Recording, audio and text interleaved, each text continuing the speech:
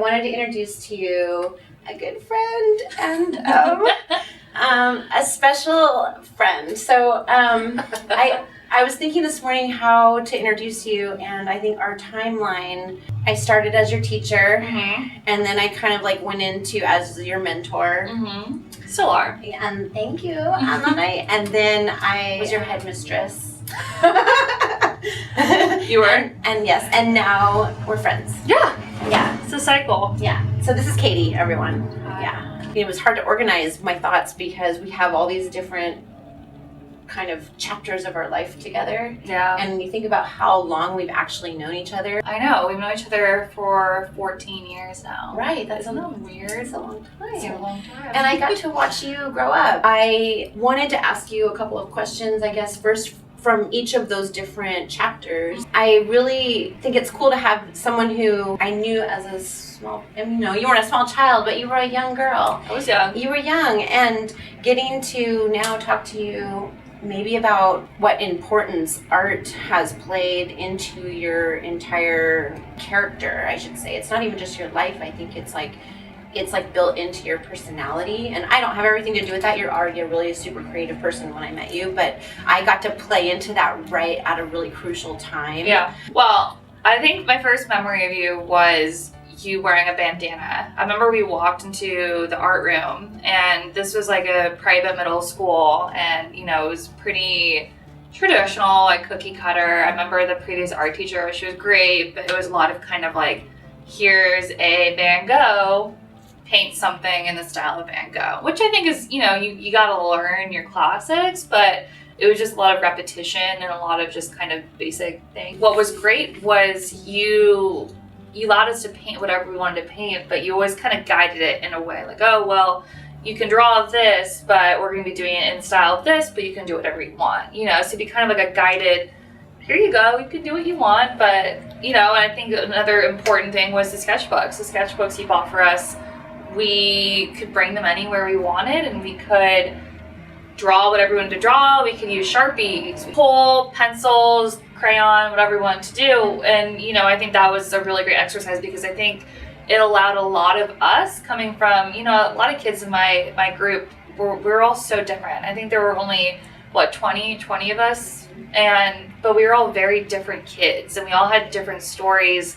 And I think that was the great thing, is we were in a classroom where we could feel safe, and you talked to us about a lot of things. Like, 7th grade's fucking weird. It's a weird time in your life when it really is. Kids are doing weird things. It really is. And I think you created this environment where we were able to tap into that and our frustrations, maybe with our parents or with our friendships or the real world, and I think we were allowed to dive into that, and you fostered a great environment to do it. When most kids or anyone goes into a classroom, you already know what you think you're going to get because you got it yesterday. So you already walk in with sort of this thing going like, here we go, day number 300 and whatever. Like, you're literally, what you're going to get. So I want to just flip that. Is your class the class I brought war to? Yeah, a few of us, I'm not going to name names, but you know who you are. A few of us were kind of shitheads. And, but like when you're in 7th grade. Every class has a few. Every class has a few, but also like, again, hormones, 7th grade acting out, gnarly. 7th grade. She walked in and was just slammed pencils, and she goes, I'm at war with you guys. I was mad that you guys were always so chaotic that I could never get your attention, and I was over it. And I would watch other teachers cry and be so... And I'm like, they're not going to take me down, these kids. And so I remember I closed up the art room, and I had all these signs. And I said, you guys are going to have to organize yourselves into small groups and find me. I'm somewhere on this campus. That was a big day in art. And, and I think a lot of things, too, that would happen in your personal life, when you lost one of your dear friends. And you came in and you were very vulnerable with us. I remember you were just kind of like, I lost my friend today. He passed away from drugs, and we're going to talk about it. And I think that was another big day in our lesson plan where I was just kind of like, whoa, like this teacher isn't just a teacher. Do you remember the project that we did that day? No. So I remember I gave you guys a talk about drugs. We went into the music room. I took over the music room. Yeah, that's right. You brought out your guitar. And Mr. Cohen's like, yeah.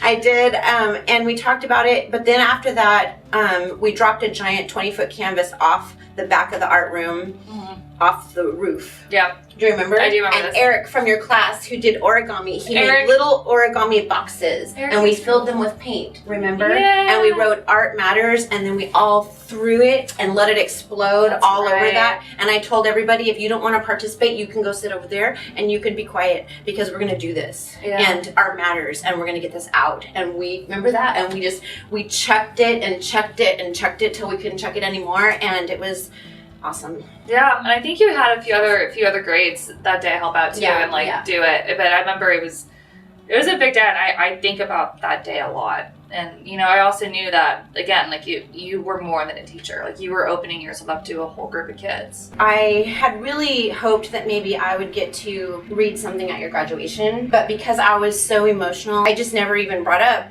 that I had written this little thing to read. And so I found it this morning. What? And I thought maybe I could read it. And it's called Word. All right.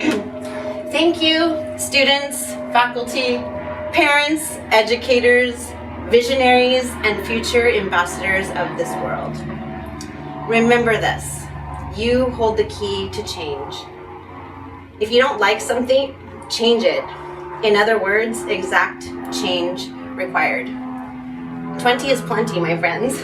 Please remember how you speak, how you act, how you react, how you express yourself, how you think, how you love, how you hate, who your friends are, how you dress, what you say, and the way in which you choose to say it. All represents who you really are and the purpose of your life. Why are you here? What is it you really want to say? Remember, language can be a target or a weapon. You decide.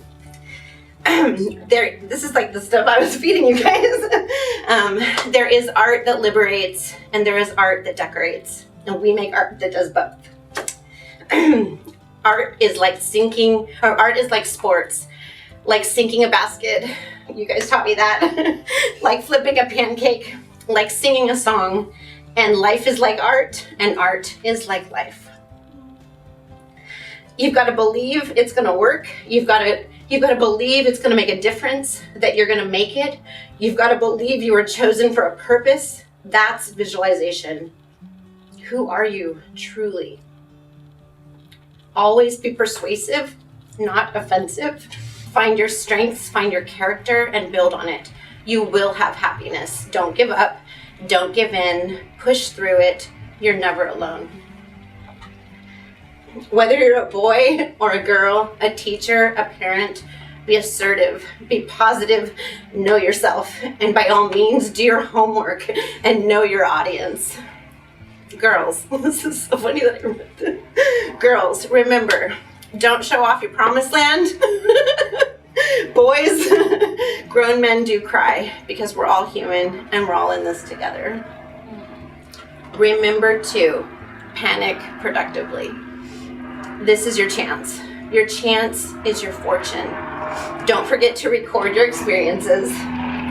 They are as unique as you are. Never forget that a thing is beautiful when it is strong in its kind. And that is a quote by Robert Henry. Promise me you will all live strong, live well, live happy, be who you were born to be. Keep your humor, remember to have fun, and treat each other well. And dream big. Aww, you're so sweet. God, I wish we had that speech at graduation. I think we had, I forgot which teacher it was, and then we had that guy from Champions Quest. Oh, yeah. But look at me, I'm this now, and this is so many years later. Can you imagine me? I would have been like, I know, but it would have been great. It would have been great. And thank you for, I can't believe you found that. It was literally, I said a little prayer, I'm not going to lie. It was like, if it's meant to be, and it was in the vault with all of my artwork. So, wow. I literally opened the little curtain of the vault, and it was right there, and I was like, oh, meant to be.